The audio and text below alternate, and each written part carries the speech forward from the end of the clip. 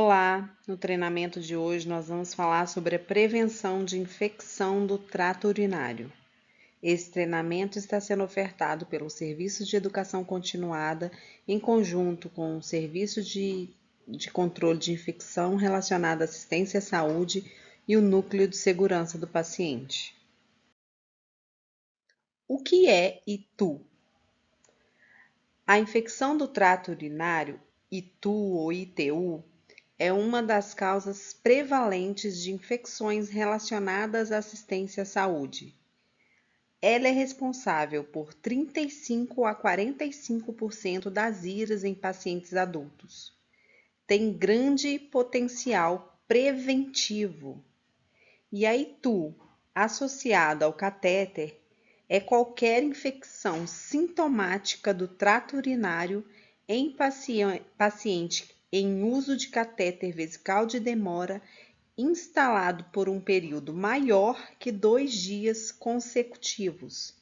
E essa ITU associada ao catéter, ela pode ser intraluminal, que é a contaminação da urina na bolsa coletora, ou extraluminal, que é a penetração de micro-organismos pelo biofilme ao longo do catéter. Critérios para indicações de uso de catéter urinário, de CVD. Indica-se o uso em pacientes com impossibilidade de micção espontânea. O paciente está apresentando bexigoma e não consegue urinar, então ele dá esse bexigoma constante, frequente. Passou a sonda de alívio e não está resolvendo. Então, tem a indicação de passar o catéter vesical de demora.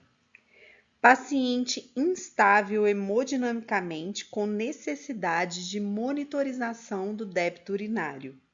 Então, o paciente está grave, precisa de monitorar esse débito urinário.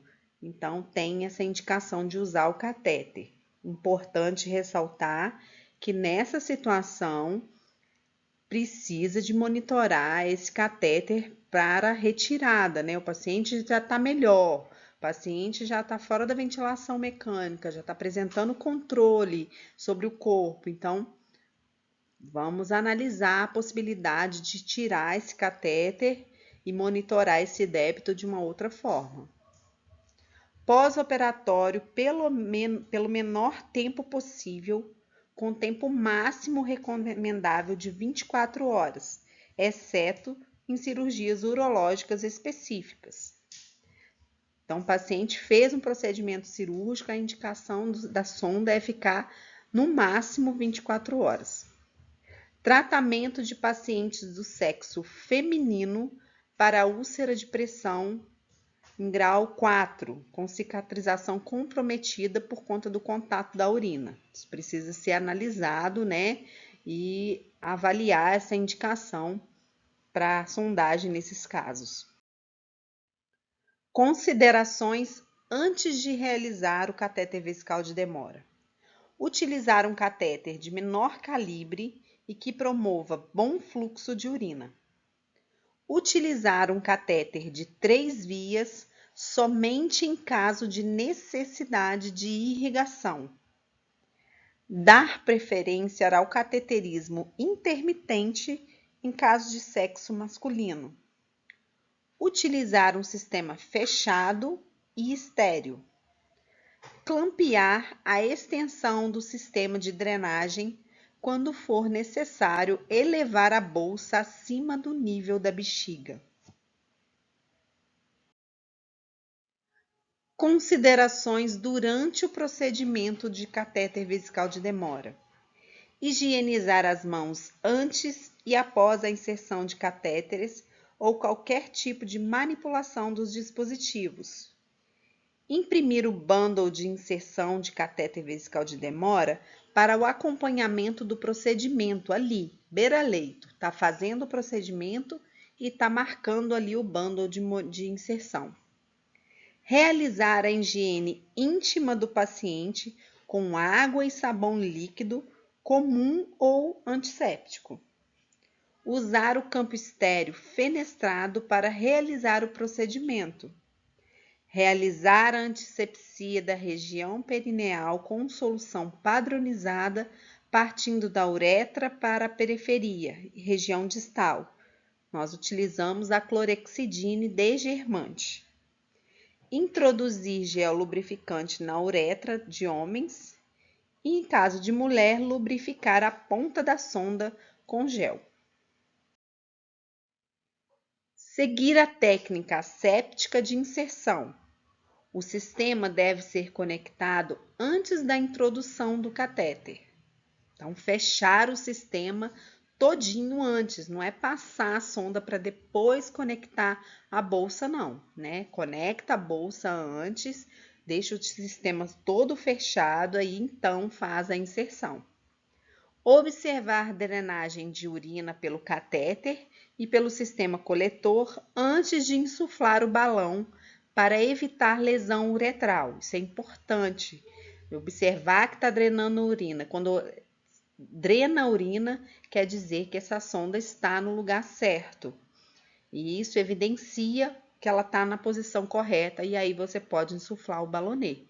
Antes disso, não insufle, porque pode ser que essa sonda ainda não esteja lá dentro da bexiga e aí você causa uma lesão no paciente. Sistema coletor deve ficar abaixo do nível da bexiga, sem contato com o chão. Fixar corretamente o catéter no hipogástrico no sexo masculino, né, ali na região suprapúbica, e na parte interna da coxa, ali na raiz da coxa das mulheres, para evitar trauma. Então, é importante fazer essa fixação para que não haja tração dessa sonda e, consequentemente, lesão nesse paciente. A troca da fixação do catéter deve ser realizada diariamente e deve-se alternar o posicionamento do catéter para prevenir formação de lesão pelo contato. Então, um dia fixou de um lado da coxa, no outro dia inverte, bota para o outro lado. Colocou de um lado da região suprapúbica no homem, no outro dia coloca para o outro lado. Então, fazer esse revezamento. Considerações para a manutenção do catéter. Manter sempre abaixo do nível da bexiga. Não deverá estar em contato com o chão, parede ou outras superfícies. Evitar formação de alças no tubo de drenagem.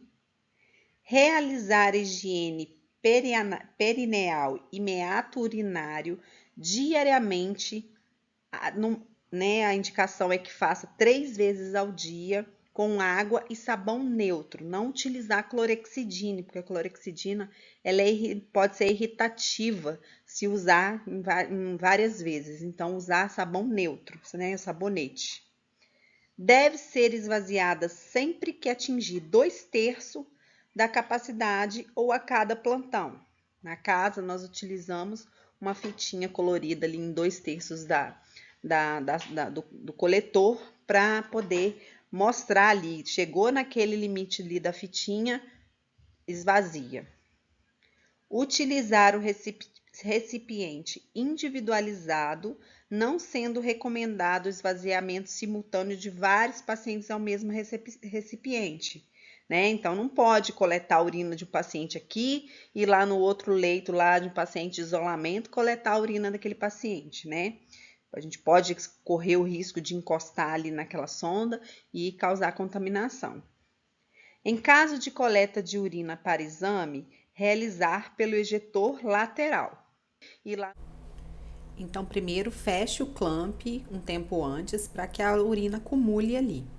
Higienize o ejetor lateral com uma solução de álcool a 70. Faça a coleta pelo ejetor lateral com uma seringa e agulha.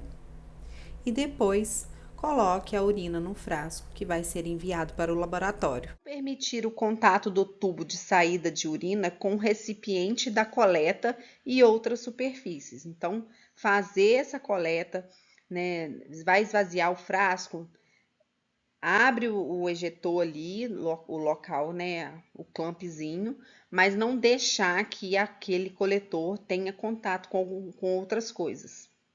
Com o frasco que você está utilizando.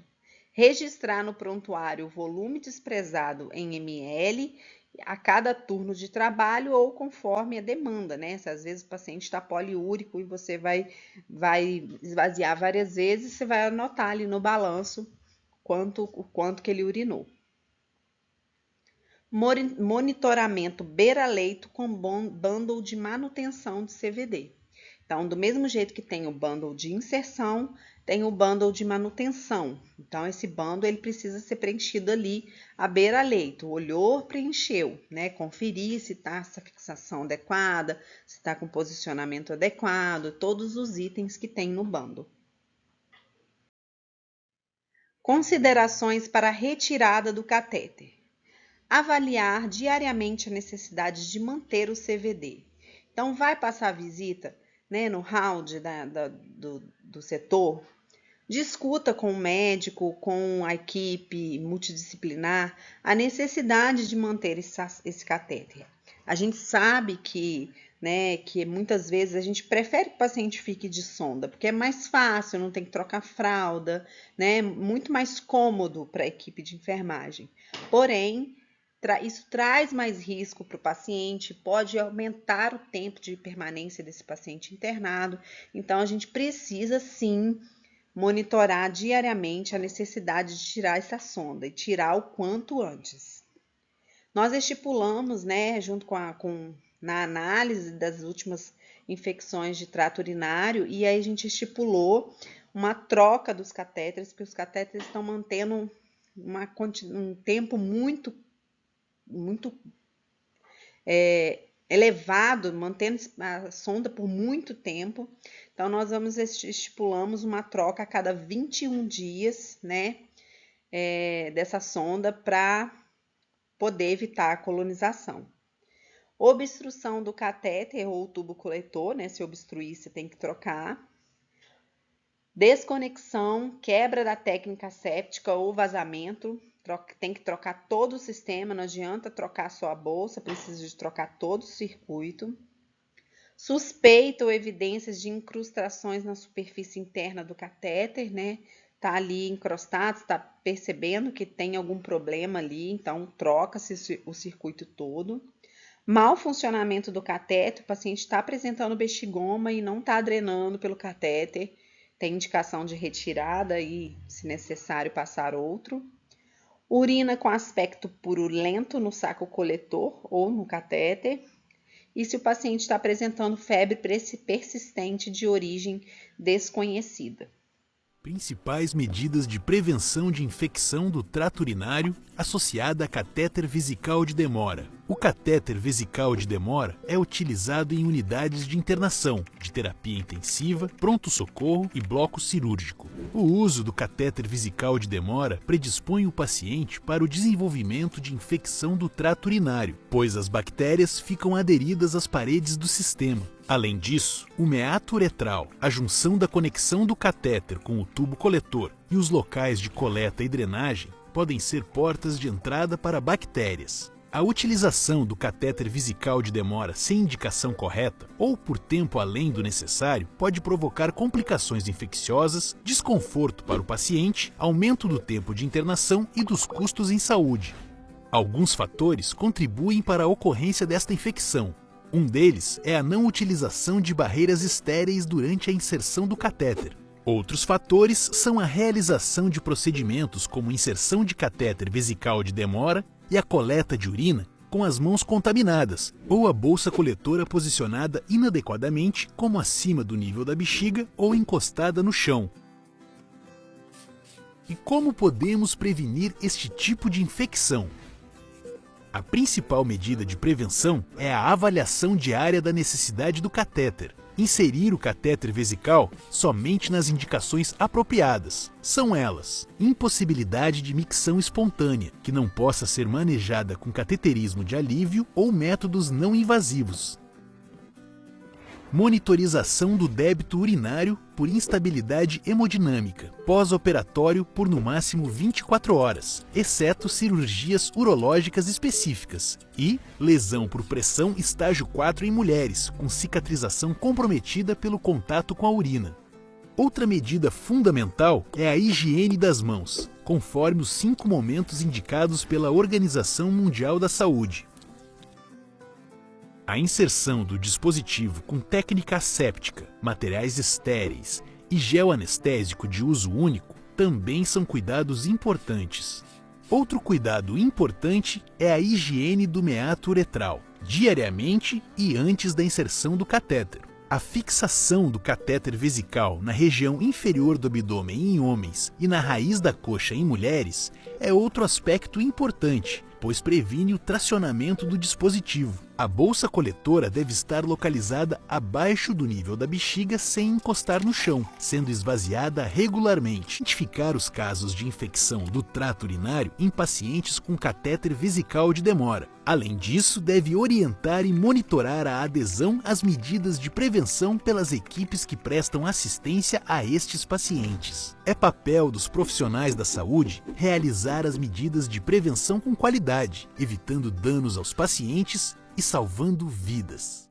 Então esse foi o treinamento de hoje. Eu espero que vocês tenham gostado, que tenham adquirido mais conhecimento para podermos prevenir novas infecções do trato urinário aqui na nossa instituição.